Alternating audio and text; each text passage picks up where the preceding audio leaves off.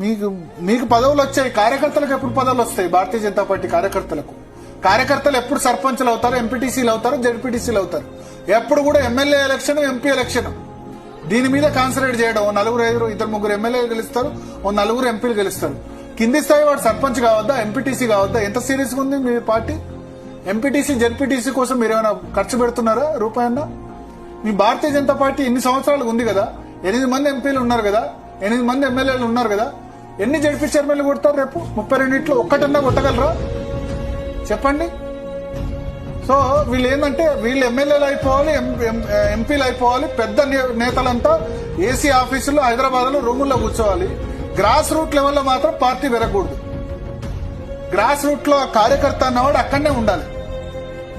BRS కార్యకర్త బాగుపడ్డారు 10 సంవత్సరాల అధికారంలో. కాంగ్రెస్ కార్యకర్తలు అధికారులు ఉన్నారు, వాళ్ళు బాగుపడ్డారు. ఇంతకుముందు ఉన్న టీడీపీ వాళ్ళు బాగుపడ్డారు. చచ్చి చెడిందంతా కూడా బీజేపీ కార్యకర్త. వాడు ఎకనామిక్ స్టేటస్ చేంజ్ కాలేదు, సోషల్ స్టేటస్ చేంజ్ కాలేదు. కరెక్ట్ గా అధికారంలోకి వచ్చే సమయానికి 2014లో తెలుగుదేశంతో పార్టీకి పొత్తుకెళ్లారు. 2018లో టీఆర్ఎస్ తో పూర్తిగా మ్యాచ్ ఫిక్సింగ్ అని వచ్చి ఒంటరిగా పోటీ చేస్తే 1 సీట్ వచ్చింది. 2023లో గదే మళ్ళా మ్యాచ్ ఫిక్సింగ్ అనే వచ్చింది. మళ్ళా కాంగ్రెస్ పార్టీకి బీఆర్ఎస్ ఓట్ బ్యాక్ అంతా షిఫ్ట్ అయింది. సరైన సమయంలో బండి సంజయ్ షిఫ్ట్ చేశారు. లోకల్ బాడీ ఎలక్షన్ లో మీరు 32